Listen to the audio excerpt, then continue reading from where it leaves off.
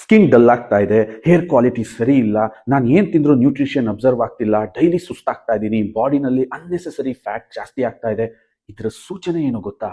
ನಿಮ್ಮ ದೇಹದಲ್ಲಿ ನಿಮ್ಗಿಂತ ಜಾಸ್ತಿ ಕೆಲಸ ಮಾಡೋ ಒಂದು ಅಂಗ ಇದೆ, ಅದೇ ಲಿವರ್. ಇನ್ನೊಬ್ಬ ಮನುಷ್ಯ ಅಂತ ಕರಿತೀನಿ.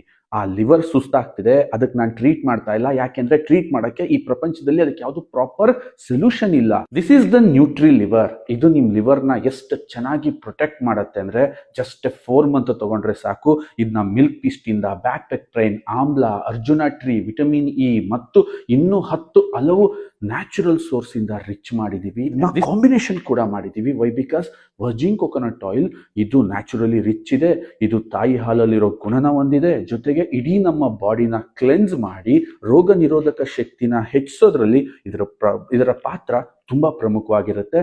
ಇದೆರಡನ್ನೂ ಕಾಂಬಿನೇಷನ್ ನಲ್ಲಿ ನೀವು ತಗೊಂಡಿದ್ದೆ ಆದ್ರೆ your liver be more healthy.